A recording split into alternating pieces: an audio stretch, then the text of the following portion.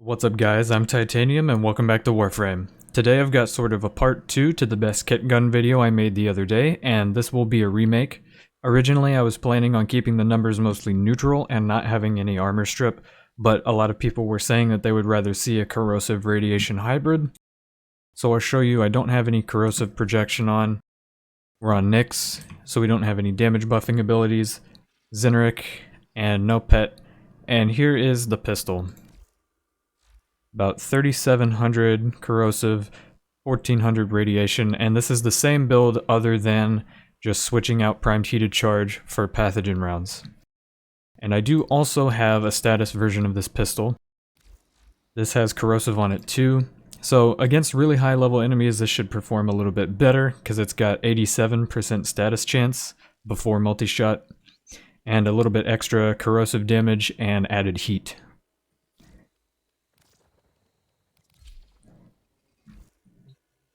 Alright, so for this first test we'll just do a level 135 corrupted heavy gunner.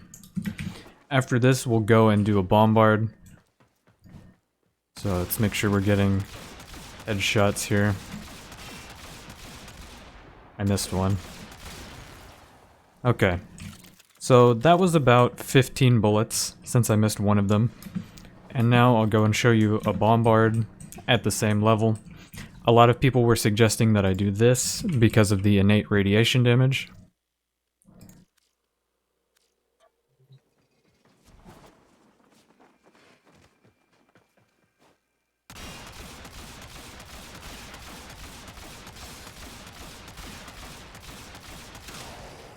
So I think that was pretty much the same result, give or take like 1 or 2 bullets maybe. And we'll do the same stuff here, but with the status version of the pistol. Like I said, I think this should go a little bit faster since these guys are such high level.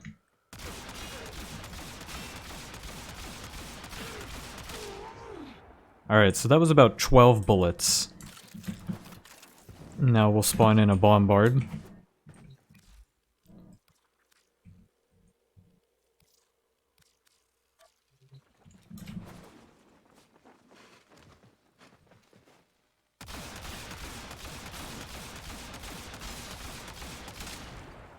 Pretty much the same result, but a little bit faster than the other pistol.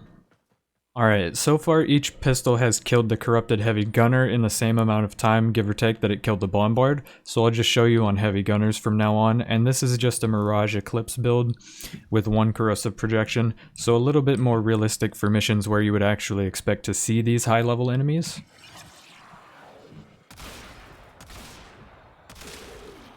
So it was pretty much dead in 2 shots, with a little bit extra. And the same deal, but for the status version.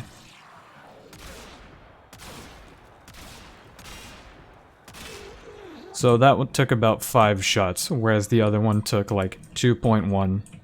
Alright, now I'm on Banshee for a full armor strip build, and I've gone ahead and switched my weapons to viral.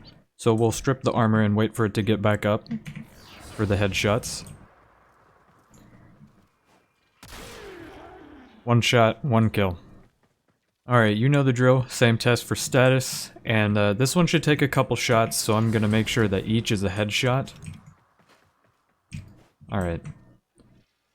1, 2, 3, 4. And just for the sake of it, I figured I would go back to corrosive and show you each of them with Harrow's crit chance. So that was about 8 bullets. And here is the status version. That one was only 7. And in case you were wondering, these don't really do anything special with mags polarize. They just kind of explode once it hits something. So in this last part of the video, I wanted to kind of just expound on the whole paper stats argument and its viability without high status chance for armor strip. First of all, on the paper stats topic, which is referring mostly to the actual implications of killing stuff with this, it performs pretty much exactly like a Euphona Prime, without any drop though, and the Euphona is perfectly fine as a crit DPS weapon. And in terms of practicality, this thing definitely does not just have really high numbers because it's hard to actually kill things with it often. It's still really easy to use, and the paper DPS is perfectly valid. I also wanted to address the whole crit versus status thing here though, because I know people will still say, but titanium, this gun is actually really shit above level 80 because of armor scaling, which is definitely something to consider, but to people who say stuff like that, there are really only 3 main points I want to cover here, since this isn't a dedicated crit versus status video. Number 1 being that this armor scaling really emphasizes why loadout balance is important in the first place.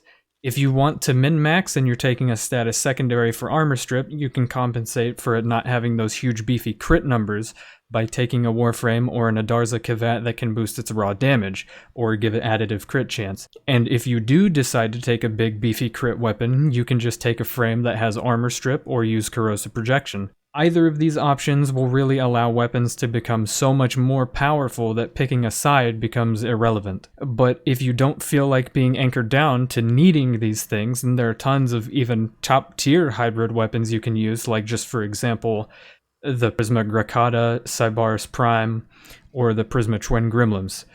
I'm sure that any people who none of these options appeal to probably don't care about the crit versus status viability argument anyway. The second point is that personally, just regardless of whether I'm using a crit versus status weapon, unless armor isn't a problem, I will always be using corrosive projection on every frame, except for Ice Chroma because I don't have Arcane Grace yet, so I use Rejuvenation. But that is just because of how much I appreciate it when other people use corrosive projection. It allows me to use whatever kind of weapon I want. And the last of the 3 points is mostly a me thing, but I'm very picky, and generally I will never do anything with the 2 low kill per second weapons, such as a sniper rifle and a Euphona, 2 status weapons at the same time, or 2 crit weapons at the same time. It annoys me if I don't constantly have those 3 aspects balanced out. So, for example, if I were to use this kit gun, my primary would be something like a Phantasma or an Ignis Wraith. And if I'm using the Dex Force for pretty much instant armor strip via high fire rate corrosive procs, my primary might be something like a Rubico Prime. Pretty much, I'm just trying to say that even if your kit gun was high crit DPS with no status at all, you would still have many options for making it as overpowered as possible past level 100 enemies, as a status weapon can get. So I guess I'll leave it there. If you like this video, or if it helped you, you can let me know by dropping a like, and if you want to see more, make sure to subscribe. I'm Titanium, and I'll see you next time.